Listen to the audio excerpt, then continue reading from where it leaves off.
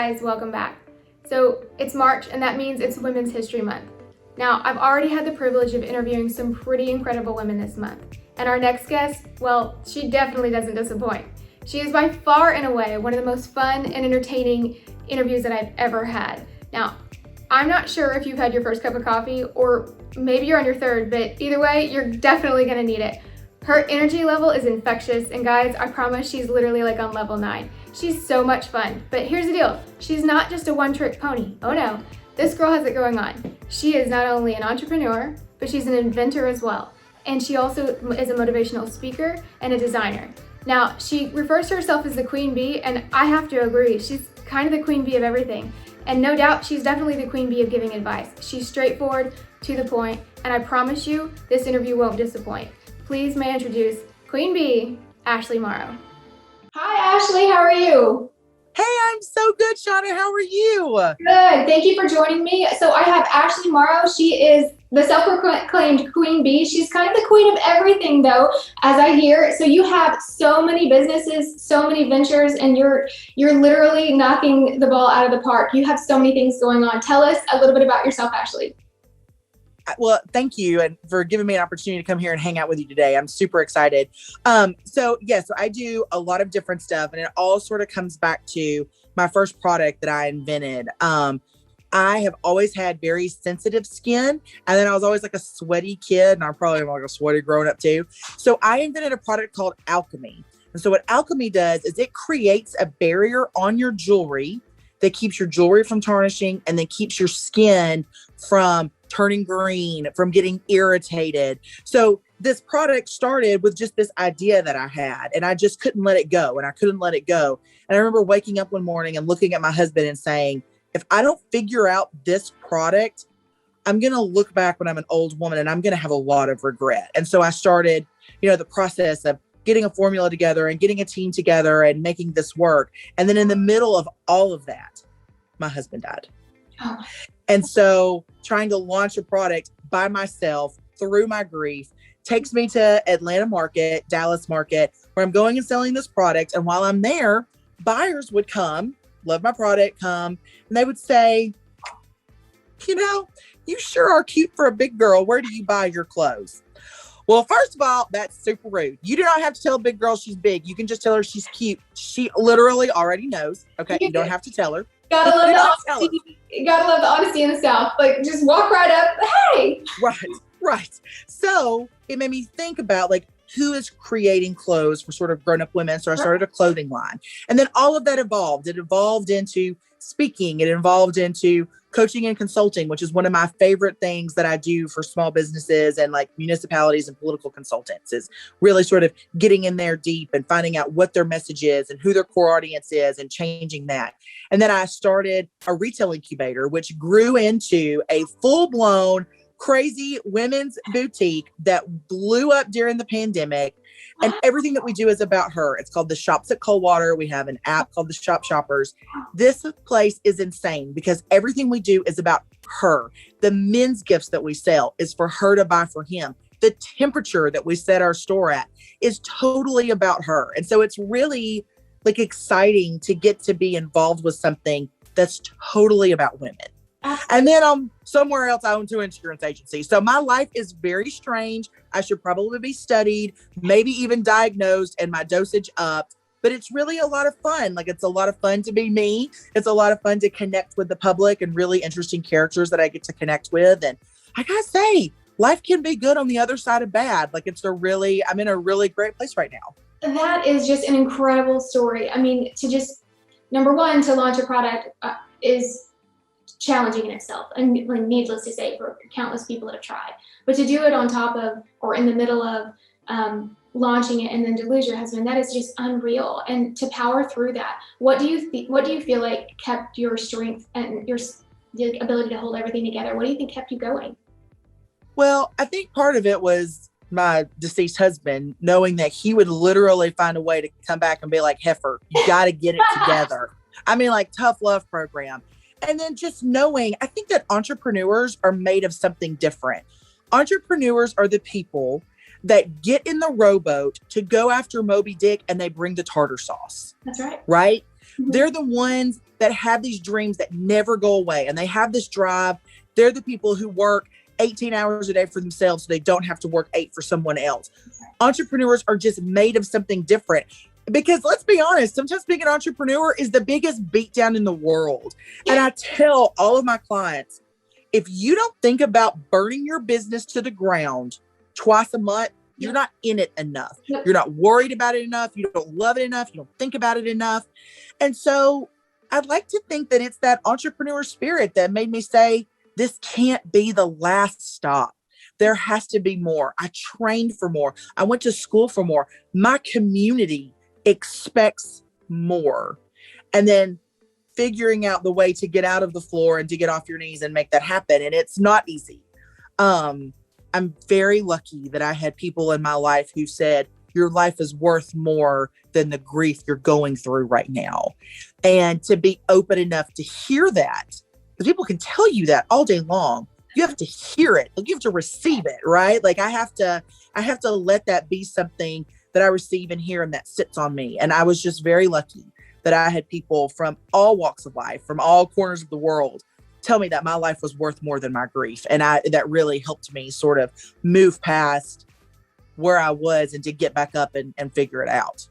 Absolutely. And mentorship is super empowering. I know it's important to you. I know that it's really close to your heart, and you are a big believer in it and you participate in it regularly. Tell me about some of the mentors that have changed your life and what type of mentorship you do today.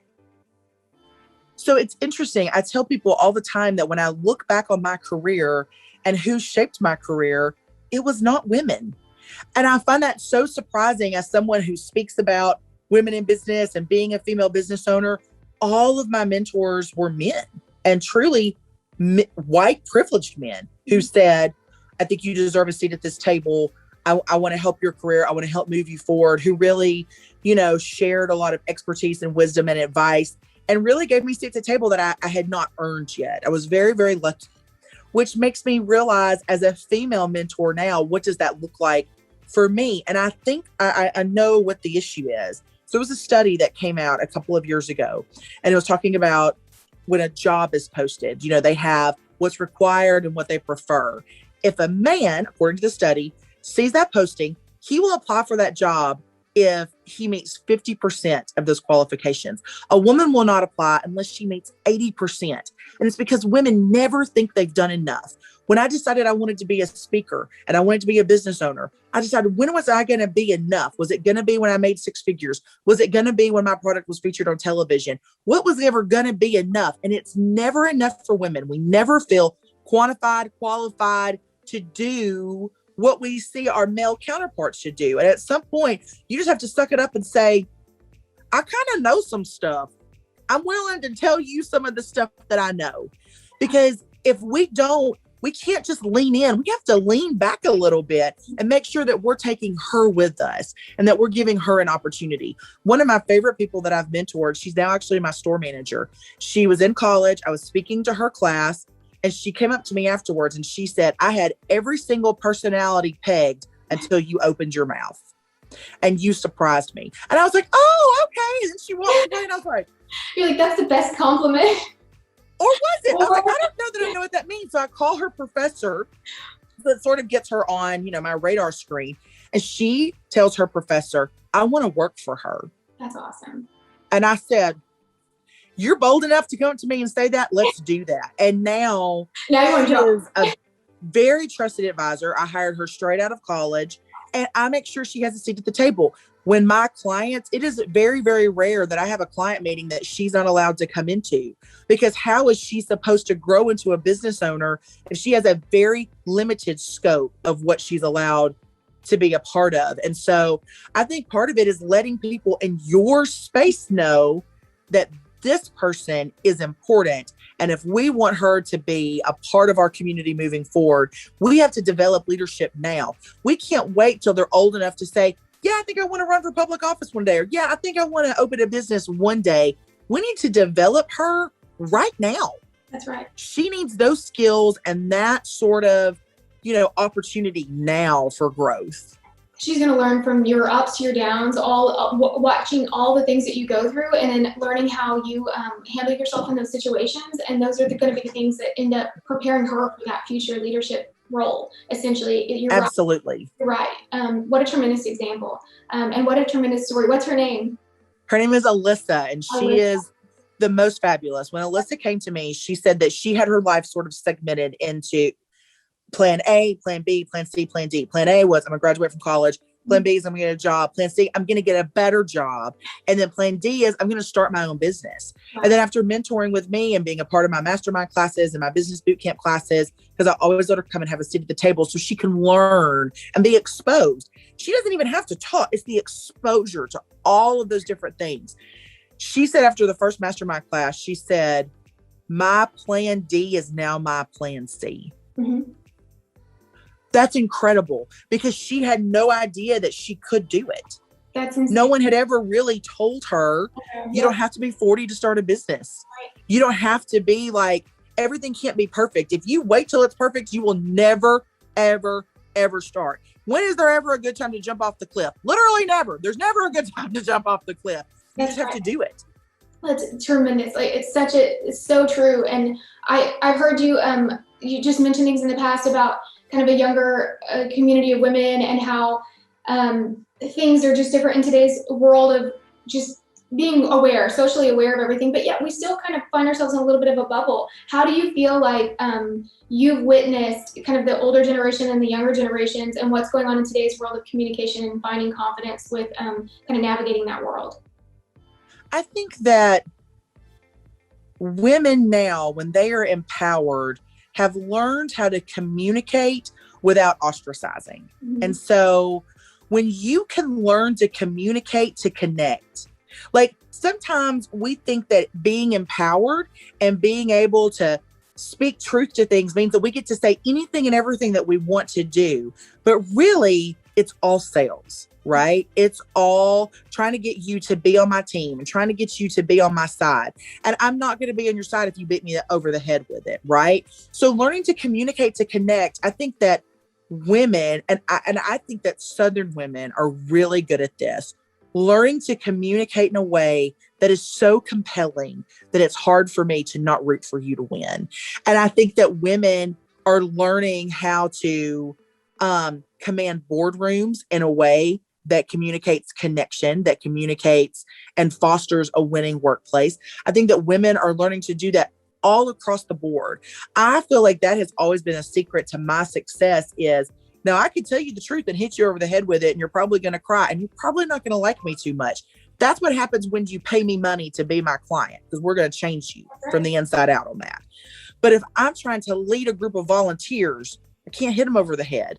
You know, if I'm sitting on a Chamber of Commerce board or an economic development board, that's not how we lead. But if we lead with communication that connects, then we start moving that needle in a way that it's hard to take it back. Once people buy in to the way that you speak and into your passion, into understanding that you are the winner that can take them there. Very true. And you see that going on in the world today, very much today. And very much. Political climate as well as social climate and everything that's changing. What would you say for, you're obviously incredibly charismatic, just ridiculously talented, very well spoken, but what do you say to the kind of up and comer that doesn't have that confidence yet, it doesn't quite know where to start, or it seems so daunting to be able to capitalize on their goals or even start to obtain a path to lead to their goals? Where do you advise them to start just on a daily basis to gain that little self-confidence, tiny bit at a time? Or what are some things that have worked for you in the past, or people that you've worked with and consulted with where you just saw, okay, naturally they're not as charismatic and maybe as comfortable or outgoing. So I think that it would be a tremendous just daily ritual to start with this.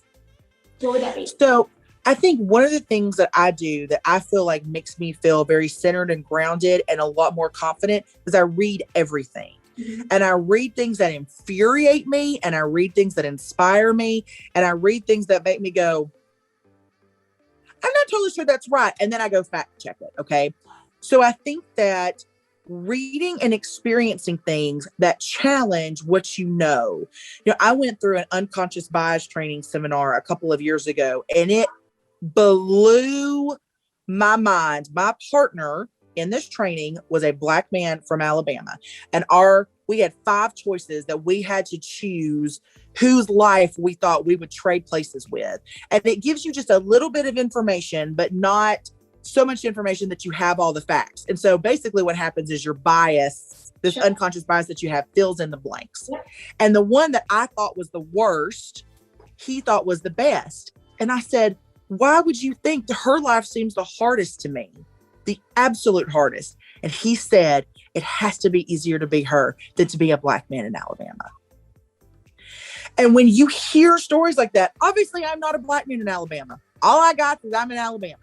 And so to hear those stories and those experiences that challenge who you are and what you know, to say that you've never experienced racism, well, that's pretty easy to say when you're a white upper middle class lady from Alabama.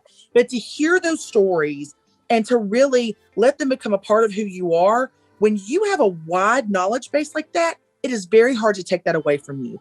It means it is very hard to trick you. It is very hard to fool you. It is very hard to put yourself then in a situation where it helps you read people differently, right? Absolutely. And all this about reading people and understanding people is about connection. Connection equals sales. Connection equals success. Connection equals everything. It is my connections. It's my network that has allowed me to be where I am. Like, I can call anybody that I've ever connected with and they will still help me, because that connection is everything to me and to my company and to my success. And so I think that it's preparing yourself for dealing with people who don't look like you. Now, when I talk about business, obviously when I launched Alchemy, you could be a child to 95 years old and use Alchemy. So where do you decide who your customer is? Well, I decided to go with the one who was the most like me, middle age. I knew she'd shop at Target. She probably likes a very specific razor, but would buy any shaving cream. She doesn't care. Like, I got down to the very nitty gritty of understanding who she was so that I could sell to her. Right. So if I could sell to anybody, the easiest place to go is the people like I would sell to my friends. And so I think it's knowing what you want to do. If you want to sell clothes, well, what does that look like? Who are you trying to sell to? Who are you trying to connect with? And can you do that? Like, I love the idea of selling baby clothes. I ain't never had a baby. I got to really listen to my mamas that are on staff. I got to listen to my customers who, want to come here about me because what they want, because like, what do I know about buying a baby? I like cute diaper bags. That's about all I know. That's right. And that's right. So again, it's that connection, right? So it's that connection and hearing something that challenges what you are, that can set you so far apart and away from your contemporaries and put you in a place that nobody can take that from you. Nobody can take what's in your noggin from you. That's very, very important. And one of the best investments you'll ever make in yourself. Absolutely. What would you say is like the difference maker, in your opinion, to a very successful business and one that's not so successful, as you've come across several that launched and been successful yourself or mentored or consulted with? What do you feel like is that point of differentiation? So I think a lot of it is mindset, right? So, we talked about entrepreneurs being just made of different stuff. One of the most important things that I think entrepreneurs overlook, and that I also think that we overlook as women, and this is like one of my hard and fast rules. I do not accept criticism from someone I would not take advice from. Right. I'm going to say that again. Do not take criticism from someone you wouldn't take advice from. If they can't tell you how to change the needle on your business, how to change something in your life, if you would not value their advice, then there's no value in their criticism. And it's so hard.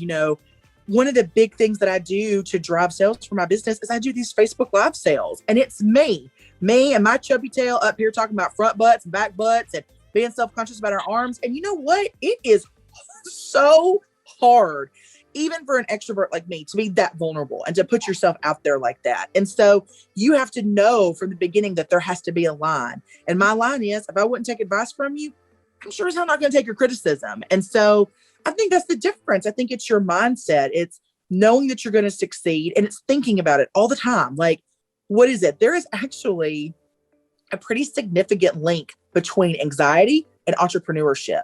And that the higher your anxiety, almost the better your business. And why is that? That's because your anxiety makes you think about it all the time. Am I doing enough for my employees? Am I paying them enough?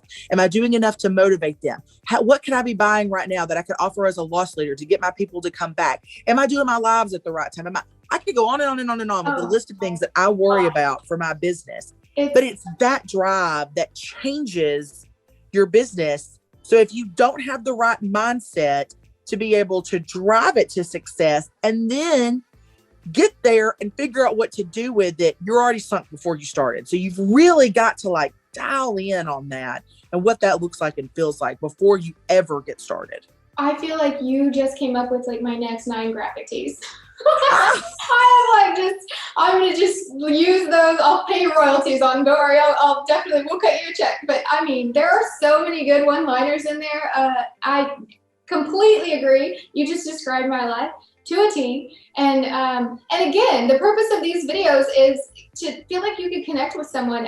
You feel like you're on an island a lot as an entrepreneur, and to hear that someone's just as insane as you are with their thoughts, and that you're not alone, and like, oh, I'm cooking dinner, and then I'm thinking of this, and then I'm bathing my kids, and then, oh, did it have been light blue or dark blue, or should have maybe been like more of a periwinkle blue? I'm not sure.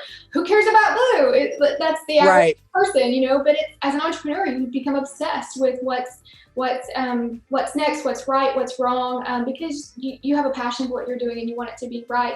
So very well said. Very well said. Now, and I think that what you said about entrepreneurship being an island, people assume some things about entrepreneurs. They assume if you own your own business that you're rich, that you're already successful, that you can take off anytime that you want to, and that the rules that you have set can change at any time because you own the business. Mm-hmm. And that can be very isolating. That can keep business owners from reaching out for help because they don't want to look like they don't know what's going on. Because you own a business, you're an expert. Mm-hmm. People hitting them all the time for money, for support. You know, it's a very, very isolating feeling. And so if you are currently an entrepreneur, find some other business people and start a lunch session with, even if all you do is complain. Get it out because it can be extremely lonely. Yeah. I'm not even talking about at the top of your game. I'm talking about just starting, because the assumptions that come are, they're significant. They're significant, and they can be very hard to overcome, to ask for help. Or, you know, people for years have thought that I was like way richer than what I was. Did I ever tell them any different? Absolutely not. Was I as rich as they said? I wish I was. That'd be awesome. So sometimes it's learning when you keep your mouth shut and when you go with it. You know what I mean? Right.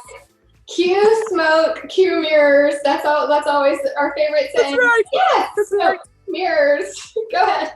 That's right. True. And like with women, especially, they're certainly primed to be a lot more like, oh no, I've got to do this on my own. I can't reach out to anybody. Yes. I got to not only overcome just generic entrepreneurship stereotypes, but I'm a female trying to do it. So I really don't want to reach out to anybody else and ask for help because the world's against me. I'm supposed to be doing this on my own. That's right. So true. So valuable. Such valuable information.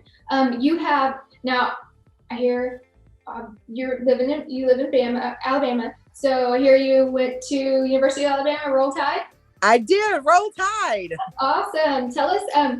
Tell us what you love about the university, because there's going to be a lot of alumni that get to watch this video and kind of share this world of Bama and the chaos that it is during football season. And of course, such a miss last year with the pandemic, but still, it's such a unique culture. Tell us just a tiny bit about what you love about Bama, the pride for their school and football, and just about your state, so that we have a little bit of insight from a real fan. Well, and again, I think that the thing that I took away from my time at university was connection, right? Like these people that I've met that, luckily, when I was in college a million years ago, Facebook had just started the year after I graduated. You still had to have a college email address to get on Facebook. That's how old I am now. And so, it's that connection. It's meeting these people and then staying in touch with them that has really shaped and changed so much about who I am and who we all are. And so I was in a leadership organization that I graduated from. It was a leadership training class. And then when I went to the alumni dinner, 2 of the women there were like, Oh my gosh, I remember you from campus. I was on there at the same time. And so even though UA feels so big, there is still like this real true opportunity to connect. You can be in the Greek system. You don't have to be in the Greek system. There's so many opportunities to set yourself up for success with the people that you surround yourself with. And there are so many great people on that campus, who come from so many different walks of life. And so if our challenge is to read something every day that either infuriates us or inspires us, you certainly have the opportunity to connect with someone like that in person. So the opportunity to go to protests that I didn't totally understand, to hear speakers and teachers that spoke and taught things that were so completely foreign to me, and to hear their experiences. I mean, those things are so important to just life in general. And to have the privilege to attend the University of Alabama was just really, I mean, it was some of the greatest years of my life. And I can remember when I was trying to pick a college, my dad would tease me and he would say, well, you can go to UA or you can get a scholarship somewhere else. And I would say, well, roll tide then, bud, let's do this. And I'm so glad that he wanted that collegiate experience for me, because, you know, it changed my life in so many ways, and created, you know, give me the opportunity to create best friends that I still have to this day. And so I would encourage anyone who was looking at a state school to consider the University of Alabama. We have a lot of great things happening in Tuscaloosa right now that you're going to want to be a part of. That's tremendous. It's so true. You can go to college and I feel like stay in kind of your own little tiny little bubble, or you can really open yourself up to some really unique experiences and meet people from all over the world that you would never have the privilege of running That's into on a natural basis necessarily. So it's a great incubator for broadening your horizons, but growing personally and really becoming well versed at getting uncomfortable with things that you don't know and aren't really familiar with, and asking why, asking the questions, so that you just become a lot more educated. But building that network also makes a huge difference later in life. We know that, but specifically building an awareness and an appreciation for other worlds, other bubbles, other cultures. That is definitely a unique kind of experience that you get to have, or could choose to have in college, and you get to do it in this tiny, safe little campus that's gorgeous and pretty and fun to also attend all the other things that are going on. But it really is a unique situation, and you can get so much out of it if you put a lot into it. So that is very great advice, very excellent advice. Okay, if you had kind of coming to a close, if we had just one question left, I think that the most important thing for the audience that we could leave with them was, what is your personal advice that you would give anyone wanting to chase after any of their dreams, or any of their overcome any challenges or anything in life? What would you give them as kind of your last piece of advice and leave with them today? So I always tell you, whatever you think about right before you go to bed, that's the thing you have to do. And so if you can't quit thinking about a product, search to the end of the internet and see if it already exists. If you can't stop thinking about a store or a business, start making moves. Call your, small business development centers. They're there to help you for free. Okay. Call your chamber of commerces. They can help connect you with services that can help get you started, and look at what that looks like. Like, don't just say, well, I don't know that I'm enough. Like, when does this happen? Like, get really real about it. Like, what is it going to cost? And what does that look like? And what is the time in? And whatever the time is, go ahead and double it, because I can guarantee you it's not enough. And then really look at that. Like, is that what you want your life to be like? Do you want that to be your legacy for your children, for your family, for your friends, for your community? And I would say, don't ever give up on it. I mean, I went to bed every night thinking about alchemy. And then I went to bed every night thinking about my clothing company. And then I'll go to bed every night thinking about my shops and my poor little women. And then sometimes I'm thinking about the businesses that I'm coaching, because those are all the things that really drive my heart and my needle right now. And so if you're not thinking about it right before you dream, it's probably not for you. Absolutely. Very well said. And I could sit here and talk to you literally all day. Just so enjoy this talk. And I really think that the audience is going to get a ton of stuff out of it, because I know that I did. Again, I literally could sit here all day and talk to you. I know, it'd be so fun. I wish the things that you're saying, like, those are the things that, you witness people struggle with so much. So to kind of pass on that advice, it's just so priceless. And, not letting fear cannibalize you. It just take life by, the tail and go after it. And just, you are enough. I love that statement from you. So again, I will be contacting you for your own line of graphic tees that we will be putting on. And actually, we do need to connect because I have a t-shirt that if it does not, you will make so much money. If you will make this style t-shirt, I promise you, you will make a lot of money. I got you. That's perfect. Let's do it. Yes. Where can people, so you have a ton of businesses, but you're a public speaker. You do consulting and a variety of other things. So where they can find you is they can find you on your Facebook page at Ashley Morrow Official. That's correct? Yes. Okay. And then you also have a website, theashleymorrow.com. Yes. Connect with me either place.